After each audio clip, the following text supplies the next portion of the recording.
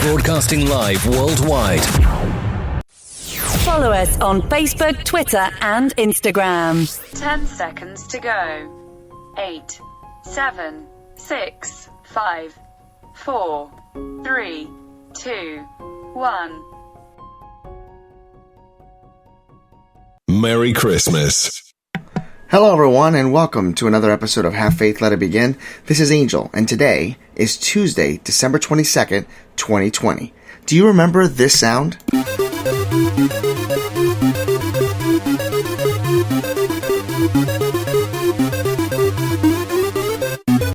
Oh yeah, I remember that sound very vividly. See, when I was a kid, we used to play arcade games. We used to go to the laundromat with our moms. We'd get $1 in quarters, and we'd be able to play for a very long time. Today, I'm going to take you back to the 1980s, in which we talk about our favorite arcade games. Join me, because this conversation is going to be very interesting. Have Faith, Let It Begin starts right now.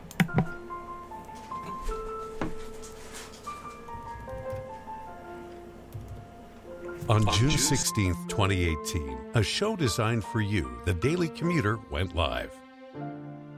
A weekly show all about faith. A show with motivational topics, inspirational stories, and personal testimony set out to change the world. Hello, my name is Amari, and today we are back on another episode of Have Faith and Let's Begin. Hi, my name is Isabella, and you're listening to Have Faith, Let It Begin. Hi, I am Mia. You're listening to Have Faith, Let It Begin. Welcome to Have Faith.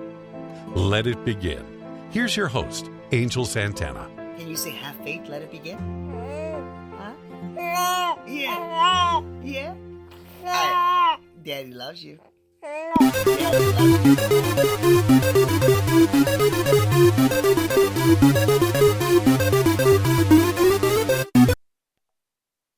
Oh my goodness. That noise will take you way back. Folks, welcome to Have Faith, Let It Begin. It's a Tuesday edition, and today is talking about arcade games as we take you back. Now, I'm not talking about getting into the DeLorean, getting your flux capacitor set up and doing a Back to the Future, culture event of the year. Nothing like that. We're just talking about a basic discussion about what it was like to be in the 1980s. Now, a lot of our viewers weren't even born in this era. A lot of you actually weren't even, by the time you were born, Nintendo already had come out. So I ask you to, and I caution you to just be a little sensitive here, unsensitive about what we're going to be talking about, because quite honestly, you're not going to be able to follow. But you may be intrigued. You may want to take a look back and go to YouTube accounts and take a look at old games that they actually advertise. There's a great channel called 80s Classic Video Games.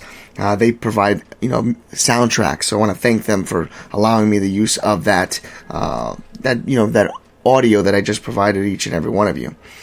Now, when I was a kid, I remember going to the laundromat with my mom, and my mom would give me $1 in quarters. And I don't know about you, but it felt as if I was able to play with those dollars and quarters for quite some time. See, nowadays, you go to maybe one of these GameStops, or not GameStops, I should say, Round Ones, or all these different types of places where you can actually get credits on a card. And then all of a sudden you play a game that's worth 9 credits, which is probably worth like $2. You only get 2 lives, and then the game is over. It's almost as if the games are designed for you to die quickly so that you can put more credits.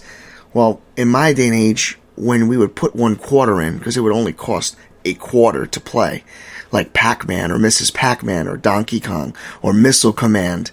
Yeah, these are the games that you would play for quite some time. And it'd be easy also to get an extra life. You didn't have to complete X amount of boards just so that you can achieve more credits. No, a quarter actually meant something in many ways.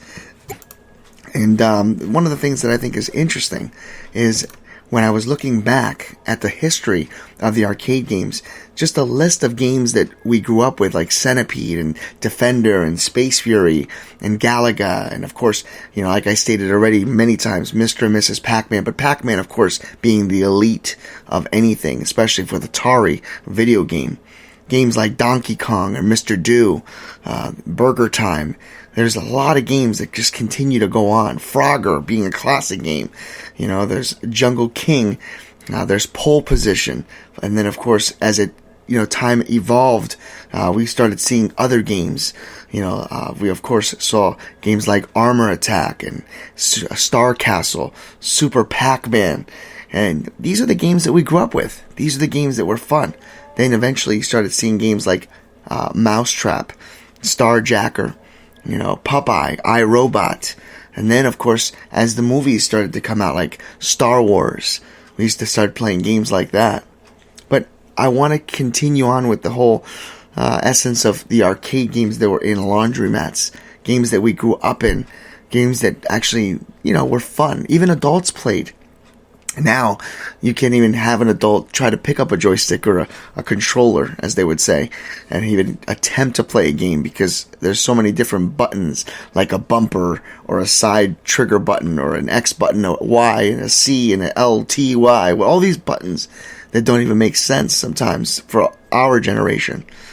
But one thing that we can recall on is how often everybody played the arcade games and how most of us could play it and be good at it. Nowadays, it's as if the roles have been reversed. Kids are better at playing video games than adults were. When we were kids, the adults were better than the kids. The adults would actually get the quarters and they would play. And they would actually show their kids how well they were. Now, good luck trying to find a parent that may or may not be able to follow in the footsteps of their children who literally can pick up a controller, figure out and master a game and maybe beat a game in a day.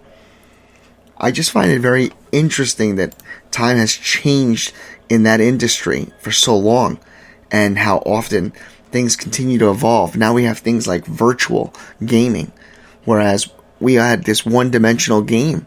And it was a screen. And the screens weren't even that big. And the screens were within a glass. So it would magnify so that we could actually play the game.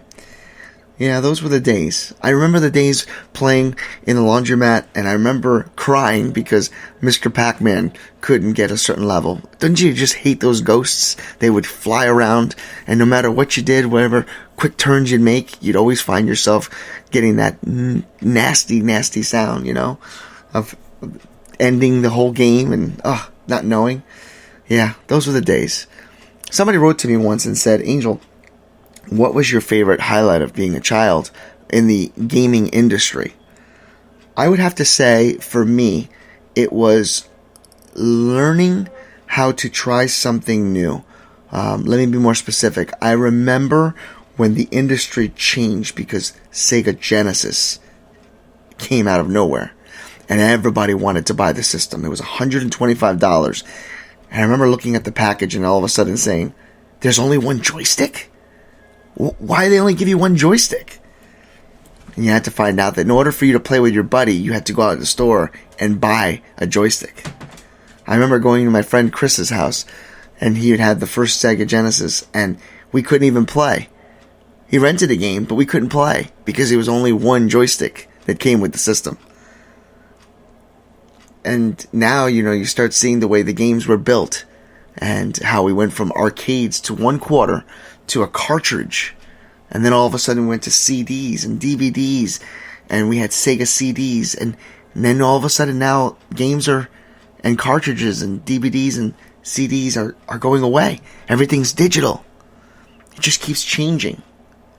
When was the last time you thought about when you played an arcade game? When was the last time you thought about taking a quarter from your mom or 50 cents and hearing that quarter go into the little piggy bank of the arcade and then having the arcade say 1 or 2 players and you push the button and the button would make that noise and then the big stick on the arcade would go left, right, up and down. It didn't have that maneuvering like it does now. It was just simple. Life is simple. Times can be simple. They haven't been this simple in quite some time since we've been dealing with our pandemic. But there's a message here, and it goes like this. In the 80s, for some of us, one simple quarter meant so much. In the year 2020, one quarter can't even buy you a smile. Yeah, sometimes we'll walk streets and we'll see homeless people put out a cup and they're asking for a quarter. Some of us will put quarters in the cup, others will walk by them. Just think about the significance of that. A quarter back in the 80s put a smile on your face. A quarter today for somebody who doesn't have food, who doesn't have the ability to get on their feet and work. Have a cup extended to you, hoping and praying that even you threw a penny or even $1. A lot of us are dealing with so many different things, but we forget that 20, 30 years ago, things meant something. A quarter meant something. A nickel meant something. So today, as we get closer and closer to the holiday season, and on Christmas Eve when I deliver this message called Believe in Christmas, I want each and every one of you to believe in one thing. Yourself. Believe in the smile that is deep down inside of you. Believe in what your heart can bring and your charm and your treasures, your hidden treasures that you fail to use because maybe you're afraid that there's not something deep down inside you. We all have hidden treasures. We all have gifts. We all have talents. We don't need to put a quarter in a machine to use those talents. What we do need to use is what God has given us. And that is the gift of love, forgiveness, and the ability to try. So today, I challenge you. I'm asking you, do your very best. If you're going into work, if you're meeting people, use the gifts, use the talents. That is a treasure that has been provided for you. And even though your day may not be filled with joy, maybe your day may not be filled with happiness, one thing is for sure. We all have the ability to change an outcome. We all have the opportunity to put a smile on other people's faces. And we don't have to do it with a quarter. Think about that today. And never forget. Have faith. Let it begin. Thank you for listening to another episode of Have Faith, Let It Begin. That's right, Ariel. We're done with another show. And it's always great to have this show with you, my love. You know, we're going to encourage each and every person to listen to our show every single weekday. That's right, you and I are going to help change the world. Do you think that you can do that for me? Huh? Yeah, you know you can. She does. We want to let you know, and yes, we encourage you to listen to our show each and every weekday, and it's going to be live at 7:30. Make sure you're subscribed to our show. Make sure you get ready, fasten those seatbelts, because Ariel and I and my family are going to bring you a new topic, a new story each and every day, right? Isn't that right, Ariel? Yeah. And she's smiling at me. Guys, enjoy your day.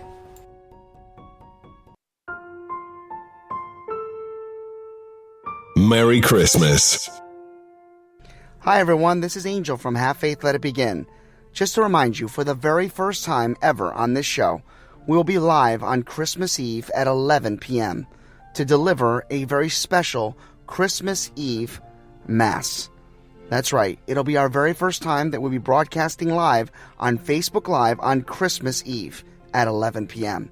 I hope that each and every one of you will join us for a very special episode, a very special message. It will also air on this platform, audio version. But if you have Facebook, join our Facebook like page and join us live for our very first ever Christmas Eve special. In addition, on Christmas Eve and Christmas Day, we will also air the story of the candy cane. Hope you will join us. Merry Christmas.